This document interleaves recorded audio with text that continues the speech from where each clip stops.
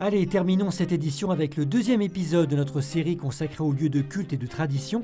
Nous partons à Sangan, petit village près de Licques. Ici, on conserve un attachement profond aux coutumes. Jusqu'à récemment, le village honorait ses reines, chargées de veiller sur l'église. C'est une petite église d'une grande beauté, dédiée au généreux Saint-Martin, le protecteur des pauvres et des voyageurs. Elle abrite un retable remarquable et la plus ancienne cloche de la région. Mais ce qui fait sa singularité, ce sont ses immenses chandelles de cérémonie. Donc voilà, j'ai enlevé la chandelle d'une reine et au sommet de la chandelle, il y a un endroit où on mettait un cierge et puis il était allumé et puis il partait en procession avec ça. Elles étaient 3 reines, des jeunes filles du village âgées de 16 à 19 ans. On venait à la messe tous les dimanches. Et je me souviens même que ma sœur avait été reine à l'époque, mes 2 sœurs ont été reines. Elles assistaient le prêtre pour toutes les cérémonies et prenaient soin de l'église. Une mission considérable transmise de génération en génération.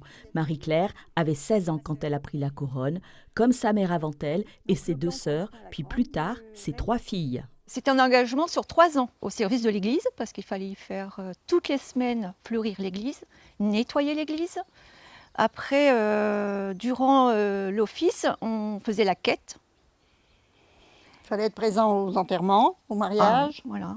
Nous, on était reines et puis les garçons, souvent, ils étaient enfants de cœur. Il n'y avait pas beaucoup de familles qui acceptaient déjà, parce que c'était une contrainte quand même. Ça faisait du travail. L'année qu'on déposait, parce qu'on déposait le jour de Pentecôte, on laissait la place à la petite qui arrivait. On avait l'arbre à l'œil quand même. Une tradition qui s'est arrêtée en 1989 avec la dernière fille de Marie-Claire. Moins de messes, moins de jeunes filles au village. Mais aujourd'hui, à Sangan, bien caché sous une voûte de tilleul, il reste encore une coutume qui ne se tarit pas.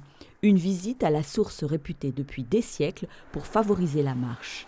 Les gens viennent pour des petits qui n'arrivent pas à marcher. On leur trempe les pieds dans l'eau et ils vont laisser les ex-voto là qu'il y a là, et soi-disant qu'il y a des guérisons. Et s'ils viennent encore, c'est que vraiment il y avait des miracles sans doute. Les traditions, un patrimoine vivant et populaire où superstition et croyance se mélangent, véritable témoin de la vie qui passe.